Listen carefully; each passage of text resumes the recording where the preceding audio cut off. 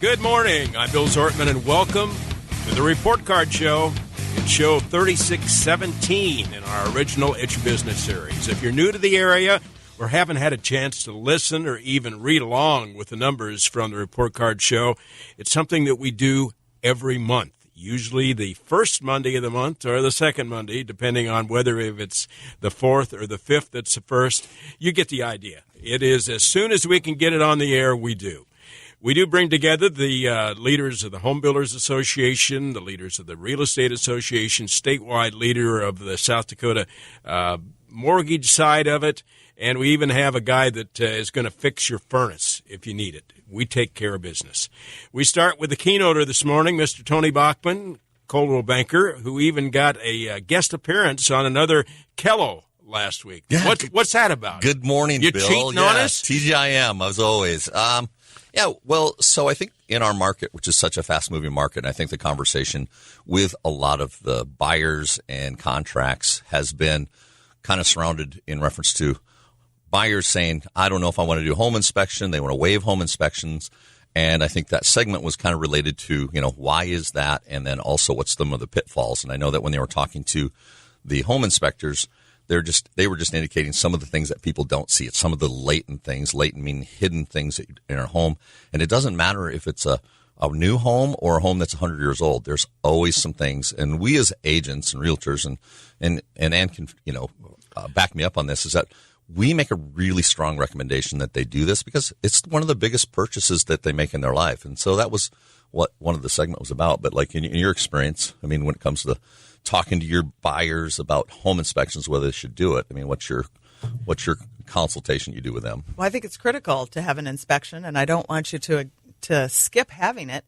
And, I often tell my clients, look, if you've got an extra $20,000 to $40,000 sitting around in case we've got a bad roof, a bad foundation, or a whole plumbing issue that needs to be fixed, then we're good to go. But I really think you'd be a whole lot smarter to get that inspection and figure it out up front. Yeah, and there's mechanisms in place that we can mitigate what a home inspection means to a seller by, just saying, hey, we're going to do a home inspection, but we're just going to consider X amount of dollars as is.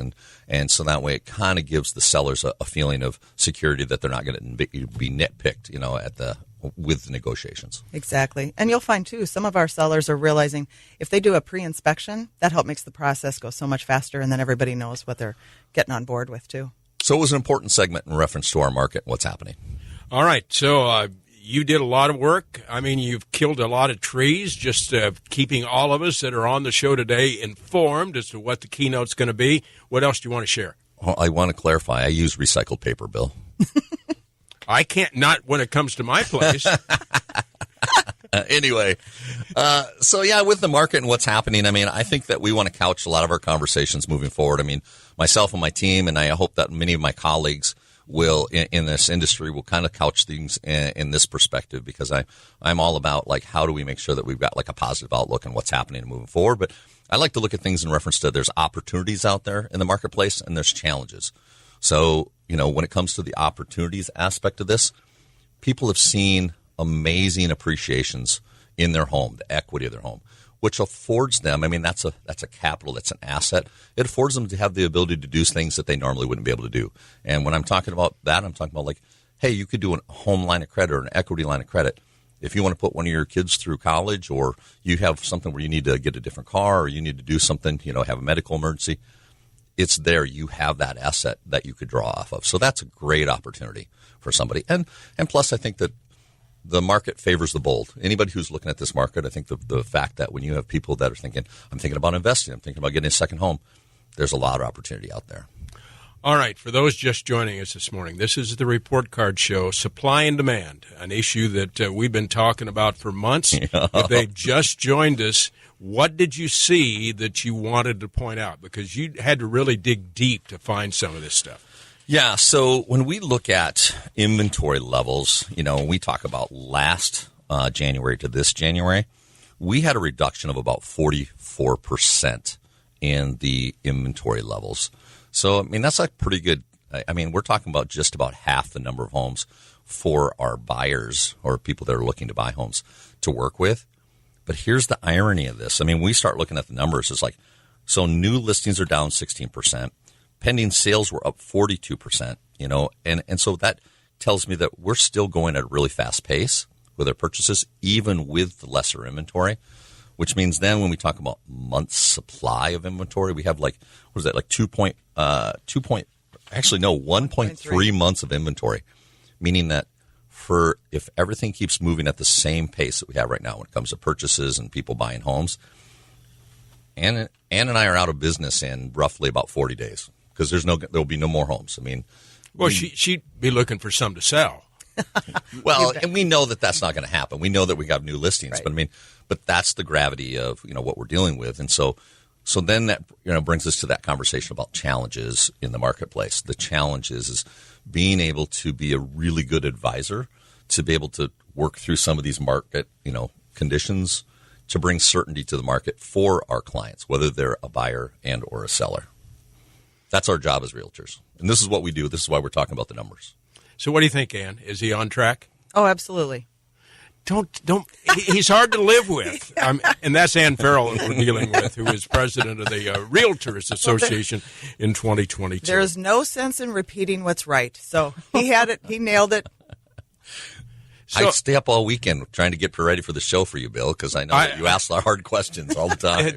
They are tough. But, for the most part, what people want to know is what's going on out there. Should I be buying? Should I be selling? Should I wait until the kids are out of school? All questions we've asked for 20 years. I'm going to let Ann start so that way then I get to say okay. I agree. We'll see if you do. Okay. Well, you know what? I think we will always be in a position where we wonder, is it the right time? And I will always say it's the right time right now, always for you. Look at where you're at in life. There's a lot of opportunity. Yes, it might take a little more time to find the right home, but we can certainly do it. If you're buying a second home and you've got that equity, like Tony was talking about, built up, you have a lot more capacity to move forward and buy. There are a lot of great loans out there that our lenders have available to make it easier for our first-time home buyers. Even though they may go up, we're not talking 8%, No, 18% we're that not. some of us used to be aware of. Exactly. In fact, I was thinking about that the other day, and that when I bought my home 4 years ago, it was at 4.2%, 4.25%. And, I refinanced it this last year. It was real easy to do, but it wasn't a huge amount on a month-to-month basis as far as what my mortgage was. So if you're talking a difference of maybe $10 to $20, maybe $40, depending on your price point, that's not a lot of money. And if you're not going to live in that house for a full 30 years, it's not going to add up to a lot. So don't be afraid to buy right now. This is a good time. For each of you, most asked question you get right now from the people you come in contact with. Ann? Am I going to find a home? And my answer is yes, it's just going to take some time, and we're going to do it as a team. Can't use that answer, Tony. To build off what Ann was just talking about, is this is a good time to buy a home, is I get a lot of questions about, is this a good time to buy a home because we feel that this might be a bubble.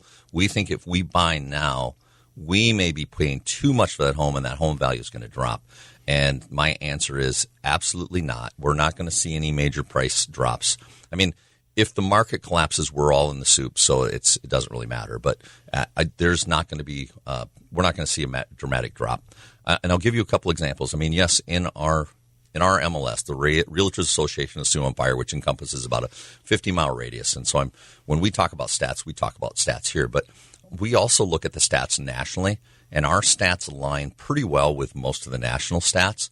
But here's one stat that when we talk about equity and opportunity, we've seen about 15, and this is conservative. When I say conservative, it's like about 15% appreciation in equity. Yep.